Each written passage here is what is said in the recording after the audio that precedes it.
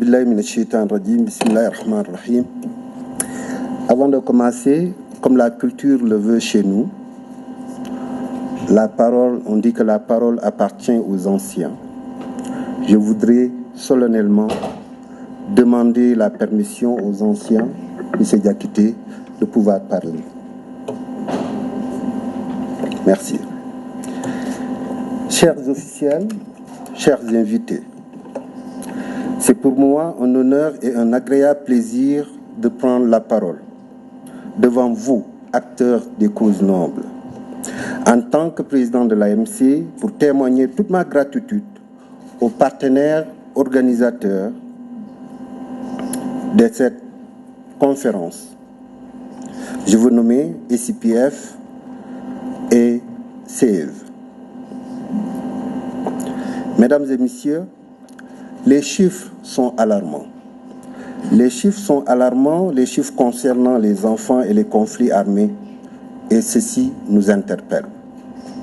On évalue à plus de 2 millions le nombre d'enfants tués dans les situations de conflits armés et à plus de 6 millions les enfants rendus handicapés à vie.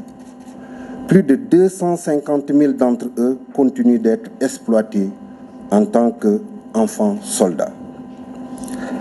La guerre fait de plus en plus de victimes parmi les femmes et les enfants. Et la disproportion du nombre de décès parmi les civils n'a jamais été si élevée. Face à tous ces questionnements, l'AMC, qui se veut une organisation panafricaine, présente aujourd'hui dans 47 pays en Afrique, est très préoccupée, eu égard aux évidents du rapport. Issues du rapport, les statistiques issues du rapport perdurent. Beaucoup d'enfants, parce que beaucoup d'enfants manqueront à l'appel. Si les statistiques issues du rapport perdurent, beaucoup d'enfants manqueront à l'appel de l'agenda des OND et celui de l'Union africaine.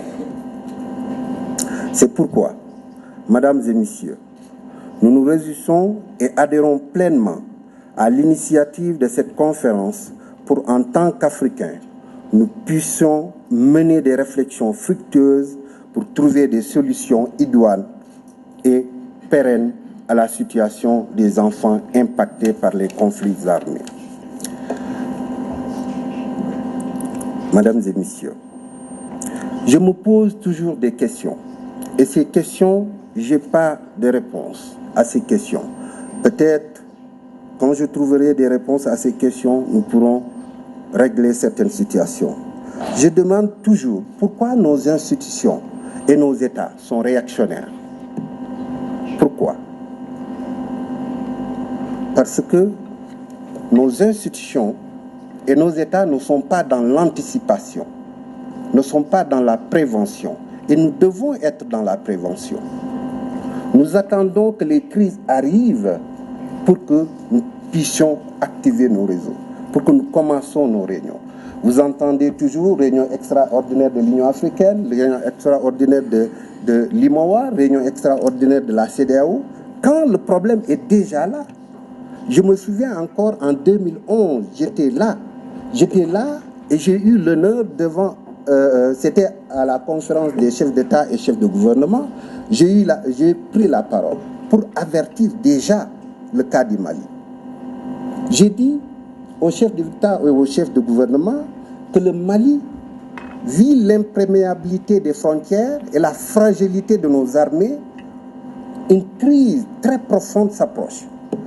Hélas, je n'ai pas été entendu. Chers ambassadeurs de l'Union africaine, je pense qu'il est important, il est vraiment nécessaire qu'aujourd'hui qu'on puisse partir en réforme de profondeur. Je ne peux pas comprendre des comités, des commissions qui sont là à l'Union africaine pour protéger et prévenir, pour sensibiliser les gouvernements. Pour qu'ils se rendent dans un pays, il faut avoir l'autorisation de ces pays-là. C'est un problème. C'est un problème à revoir. L'autre question que je me pose, c'est que pourquoi y a-t-il des défaillances dans la chaîne de notre système de protection sociétale? Parce que nous ne prenons pas nos responsabilités. Je pense que la sensibilisation commence dans la famille. Nous devons commencer le travail dans la famille, dans nos communautés, dans nos provinces, dans nos régions, dans nos États et au niveau sous-régional et régional et au niveau international. Il m'arrive souvent de se déplacer dans quelques pays et de voir. J'ai été récemment, il y a 1 an de cela, en Tunisie, au Liban et en Égypte. J'ai visité des camps de réfugiés en Tunisie, Libye, aussi en Égypte, c'est la même chose. Et je rencontre quelques organisations de la société civile qui me disent non, nous ne pouvons rien faire parce que nous n'avons pas de moyens. Nous ne pouvons rien faire parce que nous n'avons pas de fonds ou bien de budget. Et je pense que nous pouvons, nous-mêmes, rien que la sensibilisation, nous avons des socles de notre société qui sont des socles solides sur quoi nous pouvons nous baser pour mener notre sensibilisation, pour nous mener nos actions. Toutes les actions ne demandent pas de l'argent. Il y a des actions que nous pouvons mener sans un franc. Ne serait-ce que sensibiliser au niveau de nos familles, ne serait-ce que dans les écoles, ne serait-ce qu'au niveau de notre société.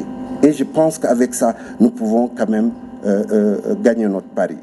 Pourquoi les agences pourvoyeurs de fonds se braquent souvent dans des considérations de coloration d'ordre concurrentiel?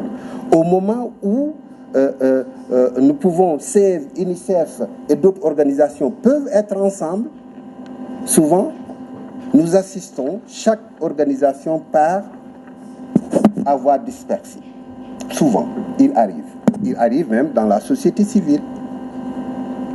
Et je pense que ceci doit être un problème si nous voulons atteindre nos objectifs. Si nous voulons que dans quelques années, les conflits armés s'arrêtent, il faut vraiment que nous travaillions main dans la main, qu'on ne dise pas non, tel est partenaire de CEV, tel est partenaire de l'UNICEF, tel est partenaire de ECPAT ou autre chose. Nous devons quand même travailler main dans la main pour pouvoir atteindre nos objectifs. Excellence, Monsieur le Président du Haut Conseil des collectivités, je voudrais vous charger de remercier le Président de la République du Mali qui a bien voulu préfacer le rapport de SIPF-AMC.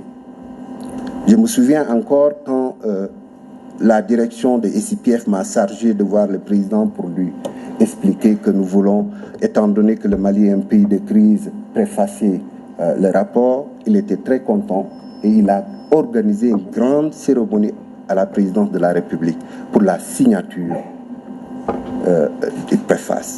Mais aussi, il y a 2 semaines, 3 semaines, nous voulons qu'il soit là. J'ai été encore chargé et je l'ai appelé de Dakar. Il m'a dit, je vais à Ouagadougou, on se retrouve à l'aéroport. C'est à l'aéroport que je l'ai expliqué. Il m'a dit, je ne pourrai pas être là, mais le président du Sénat, du Haut Conseil des collectivités territoriales, peut être là. Donc, veuillez transmettre nos remerciements personnels et l'ensemble des structures membres de l'AMC, mais aussi de notre partenaire SIPF. Je voudrais aussi remercier SIPF pour sa vision. Parce que il est rare de voir des organisations africaines qui réfléchissent, qui travaillent dans des données scientifiques pour pouvoir donner la matière aux organisations sur le terrain pour qu'ils puissent approcher les sujets d'une façon scientifique et mener les actions. Monsieur le directeur, monsieur Assefa, je tiens à vous remercier et merci beaucoup. Je vous remercie.